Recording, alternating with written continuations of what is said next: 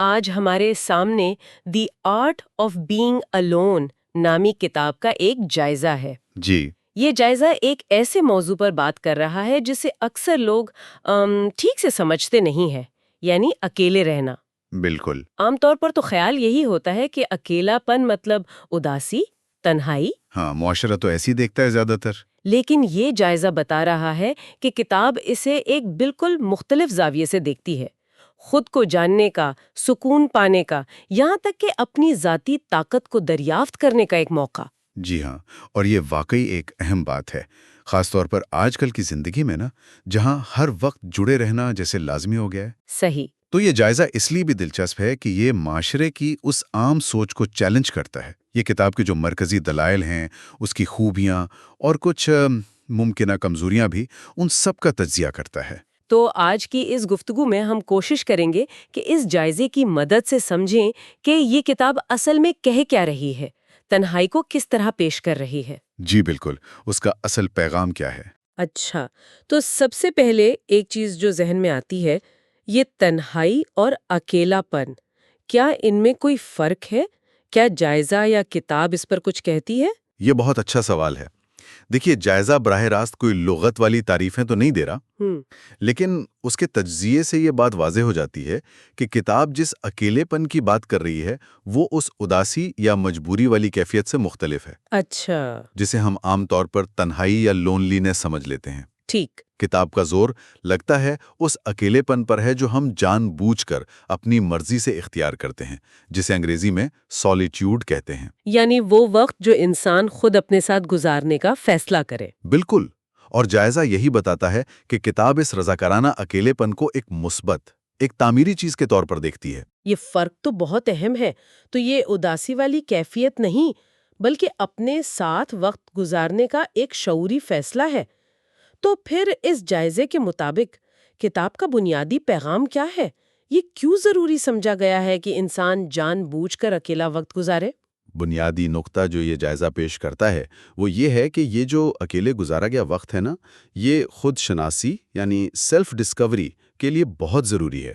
خود شناسی؟ جی، یہ وہ وقت ہوتا ہے جب باہر کا شور ذرا کم ہوتا ہے اور انسان اپنے اندر کی آوازیں، اپنے احساسات، خواہشات، خیالات، ان کو زیادہ صاف سن سکتا ہے۔ جائزہ نگار کے مطابق کتاب یہ دلیل دیتی ہے کہ اسی خاموشی میں انسان اپنے اصل مقاصد پہچان سکتا ہے، اپنے جذباتی رد عمل کو سمجھ سکتا ہے، اور سب سے بڑھ کر اپنی ذات کے ساتھ ایک گہرا، ایک محبت بھرا رشتہ بنا سکتا ہے۔ یہ سننے میں تو بہت اچھا لگ رہا ہے، خاص طور پر آج کل جب ہر طرف اتنی ڈسٹریکشنز ہیں۔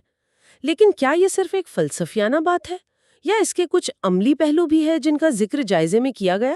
نہیں، جائزہ اس بات پر زور دیتا ہے کہ کتاب صرف نظریاتی نہیں ہے۔ اچھا، اس میں عملی مشورے بھی ہیں۔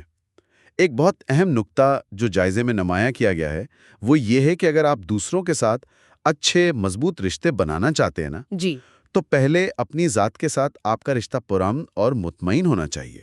واہ، یہ تو گہری بات ہے۔ بالکل، جب تک کوئی شخص خود اپنے ساتھ اپنی کمپنی میں سکون محسوس نہیں کرتا، وہ دوسروں کے ساتھ حقیقی طور پر گہرے اور پائیدار تعلقات کیسے بنا سکتا ہے؟ یہ تو واقعی سوچنے والی بات ہے۔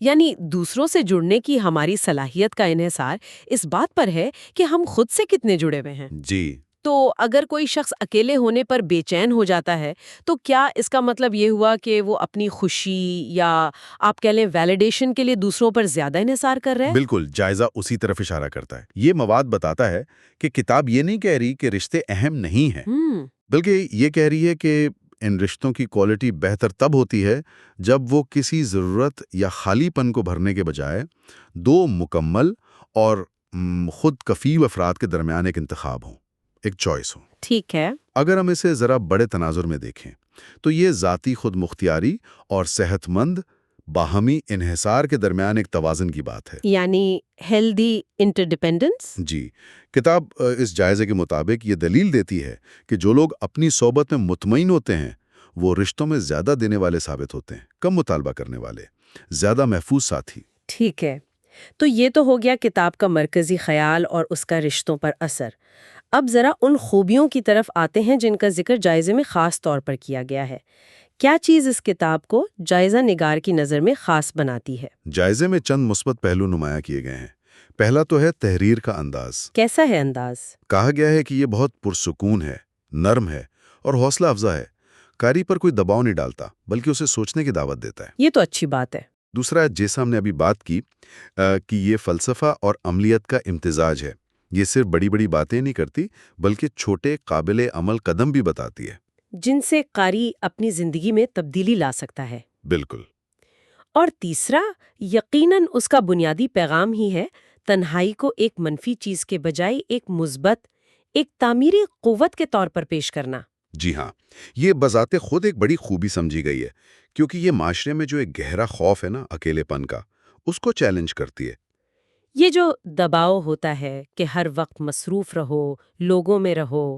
بالکل، اس کے خلاف ایک نرم مگر مضبوط آواز ہے۔ لیکن ظاہر ہے، ہر جائزے کی طرح اس میں بھی کچھ تنقیدی نکات ہیں، کچھ کمزور پہلو بھی بتائے گئے ہیں۔ اچھا، وہ کیا ہے؟ ایک تو یہ کہ کچھ حصے خاص طور پر ان لوگوں کے لیے جو پہلے ہی سیلف ہیلپ یا ذاتی ترقی پر کافی کچھ پڑھ چکے ہیں، جی جی۔ ان کے لیے شاید کچھ دہرائے ہوئے یا مانوس محسوس ہو، ریپیٹیٹو لگے۔ اچھا، یعنی اگر کوئی پہلے سے ہی اس قسم کی کتابیں پڑھتا رہا ہے تو ہو سکتا ہے اسے ہر بات نئی نہ لگے۔ یہ تو اکثر ہوتا ہے ایسی کتابوں کے ساتھ۔ بالکل، یہ ایک عام چیلنج ہے۔ اور ایک اور شاید زیادہ اہم تنقیدی نقطہ جو جائزے میں اٹھایا گیا ہے، وہ کیا ہے؟ وہ یہ ہے کہ کتاب زیادہ تر اکیلا پن یا سولیٹیوڈ کے مثبت اور فائدہ مند پہلوؤں پر ہی توجہ مرکوز کرتی ہے۔ تو جائزہ نگار کا خیال ہے کہ یہ انداز ان لوگوں کے لیے جو شدید تکلیف دہ تنہائی یعنی لونلینس یا سماجی طور پر الگ تھلگ ہونے کا شکار ہیں، جی، ان کے لیے شاید تھوڑا غیر حقیقی لگے یا ناکافی محسوس ہو۔ ہاں، یہ تو بہت اہم نقطہ ہے، کیونکہ جو شخص واقعی گہری تکلیف میں ہے اسے یہ کہنا کہ اکیلا پن ایک تحفہ ہے، یہ شاید اس کی حقیقت سے میل نہ کھائے، بالکل، یا اسے لگے کہ اس کے تجربے کو کم سمجھا جا رہا ہے نا؟ جی بالکل۔ جائزہ اس نقطے کو اٹھاتا ہے اور یہ سوال کرتا ہے کہ کیا کتاب اس فرق کو، یعنی سولیٹیوڈ اور تکلیف دہ لونلینس کے فرق کو کافی واضح کرتی ہے یا ان لوگوں کے لیے مناسب رہنمائی دیتی ہے جو شدید مشکل میں ہیں۔ تو کیا یہ کتاب ہر قسم کے تنہائی کے تجربے کا احاطہ کرتی ہے؟ یہ سوال پیدا ہوتا ہے کہ کیا یہ کتاب ہر قسم کے تجربے، خاص طور پر زیادہ تکلیف دہ اور پیچیدہ شکلوں کا احاطہ کرنے کی کوشش کرتی ہے، یا اس کا دائرہ کار زیادہ تر ان لوگوں تک محدود ہے جو پہلے سے نسبتاً ٹھیک ہیں اور بس اپنی زندگی میں سولیٹیوڈ کو بہتر طریقے سے شامل کرنا چاہتے ہیں؟ جائزہ اس کا کوئی حتمی جواب نہیں دیتا۔ نہیں، حتمی جواب نہیں دیتا، لیکن قاری کو اس پہلو پر سوچنے کی دعوت ضرور دیتا ہے۔ تو یہ ایک طرح سے وارننگ ہے کہ شاید یہ کتاب ان لوگوں کے لیے کافی نہ ہو جو کلینکل ڈپریشن یا شدید انزائٹی جیسی کیفیات سے گزر رہے ہیں، جہاں تنہائی ایک علامت ہو سکتی ہے۔ ممکنہ طور پر ایسا لگتا ہے، لیکن جائزہ نگار کا مجموعی تاثر پھر بھی مثبت ہی ہے، بس اس احتیاط کے ساتھ۔ اچھا۔ وہ دی آرٹ آف بینگ الون کو ایک ساتھی یا ہمدرد دوست جیسی کتاب قرار دیتے ہیں۔ ان کے خیال میں یہ خاص طور پر ان لوگوں کے لیے بہت مفید ہو سکتی ہے جو زندگی میں کسی تبدیلی کے دور سے گزر رہے ہوں، جیسے رشتہ ختم ہونا یا نئی جگہ منتقل ہونا یا بس اپنی ذات کے ساتھ اپنے تعلق کو گہرا کرنے کی خواہش رکھنا۔ تو اس سب کا خلاصہ کیا ہوا؟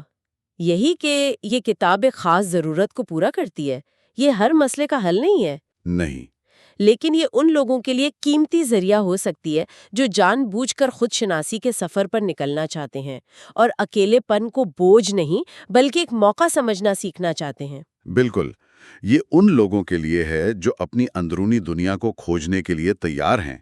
جائزہ نگار اسے ایک نرم رہنمائی سمجھتا ہے جو خوف کو کم کرنے اور امکانات کو دیکھنے میں مدد دیتی ہے۔ یہ ان لوگوں کو حوصلہ دیتی ہے جو شاید اکیلے رہنے سے گھبراتے ہوں، انہیں چھوٹے قدم اٹھانے کی ترغیب دیتی ہے۔ جی بالکل۔ تو اگر ہم اس سارے جائزے کا خلاصہ کریں تو the art of being alone پر یہ جائزہ ہمیں بتا رہا ہے کہ یہ کتاب تنہائی کے بارے میں جو منفی خیالات ہیں ان کو چیلنج کرتی ہے۔ جی، یہ اکیلے وقت گزارنے کو خود شناسی، جذباتی پختگی اور پھر نتیجتاً دوسروں کے ساتھ بہتر تعلقات بنانے کی بنیاد کے طور پر پیش کرتی ہے۔ بالکل۔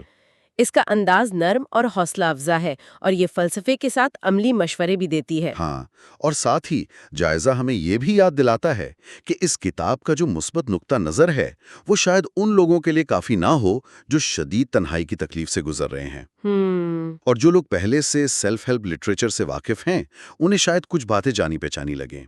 تو یہ ایک متوازن تصویر پیش کرنے کی کوشش کرتا ہے، کتاب کی قدر کو تسلیم کرتا ہے لیکن اس کی ممکنہ حدود کی نشاندہی بھی کرتا ہے۔ یہ واقعی ایک مفید تجزیہ ہے۔ اب جب ہم اس گفتگو کے اختتام کی طرف بڑھ رہے ہیں تو کیا کوئی ایسا خاص نقطہ ہے جو اس جائزے سے نکلا ہو جس پر سننے والے مزید سوچ بچار کر سکتے ہیں؟ کوئی ایسا سوال جو یہ جائزہ ہمارے لیے چھوڑ جاتا ہے؟ ایک بہت دلچسپ نقطہ جو غور طلب ہے وہ یہ ہے کہ جائزہ بتاتا ہے کہ کتاب زیادہ تر تنہائی کے اندرونی فوائد پر زور دیتی ہے۔ اندرونی فوائد جیسے خود آگاہی، اندرونی سکون۔ جی، اپنی ذات سے محبت، یہ سب بہت اہم ہے، لیکن ایک سوال یہ پیدا ہوتا ہے کہ یہ جو اندرونی کام ہے، یہ خود شناسی، یہ باہر کی دنیا میں کیسے ظاہر ہوتی ہے؟ اچھا سوال ہے۔ صرف بہتر تعلقات بنانے سے آگے بڑھ کر کیا یہ کام ہمارے کیریئر پر، ہماری تخلیقی صلاحیتوں پر یا معاشرے میں ہمارے کردار پر بھی کوئی مثبت اثر ڈالتا ہے؟ کیا کتاب اس بارے میں کچھ کہتی ہے؟ یہ جائزے سے پوری طرح واضح نہیں ہوتا، لیکن یہ سوچنے کا ایک اہم زاویہ ہے۔ کیا اندرونی سکون لازمی طور پر بیرونی کامیابی یا معاشرے میں کسی قسم کی شراکت میں تبدیل ہوتا ہے؟ یہ واقعی ایک گہرا سوال ہے۔ یعنی کیا بینگ الون کا فن سیکھنا صرف ذاتی اطمینان تک محدود ہے یا اس کا کوئی بڑا مقصد یا اثر بھی ہے؟ بالکل، اور دوسرا زاویہ جو تنقید سے جڑا ہے وہ یہ ہے، اگر یہ کتاب شدید تنہائی محسوس کرنے والوں کے لیے غیر حقیقی ہو سکتی ہے، جی، تو پھر اس پیغام کو زیادہ مکمل بنانے کے لیے کیا ضروری ہے؟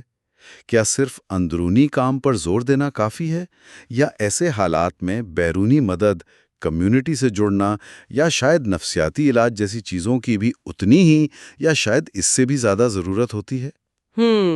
تو غور طلب بات یہ ہے کہ دی آرٹ آف بینگ الون کے پیغام کو کن دوسرے نقطۂ نظر یا حکمت عملیوں یا وسائل کے ساتھ ملایا جانا چاہیے تاکہ تنہائی کے پورے تجربے کا احاطہ کیا جا سکے، خاص طور پر اس کی جو تکلیف دہ شکلیں ہیں۔ یعنی اکیلے پن کی قدر کو تسلیم کرنا اہم ہے، لیکن شاید یہ مکمل تصویر نہ ہو۔ یہ واقعی اہم نکات ہیں جن پر مزید سوچا جا سکتا ہے۔ تو ہم اپنی آج کی گفتگو کو انہی سوالات پر ختم کرتے ہیں۔ جی، سننے والے اس پر غور کر سکیں کہ تنہائی کا فن سیکھنے کے ساتھ ساتھ اس کا عملی اطلاق کیا ہے، اس کی ممکنہ حدود کیا ہیں، اور اسے دوسرے حمایتی نظاموں کے ساتھ جوڑنے کی کیا اہمیت ہو سکتی ہے۔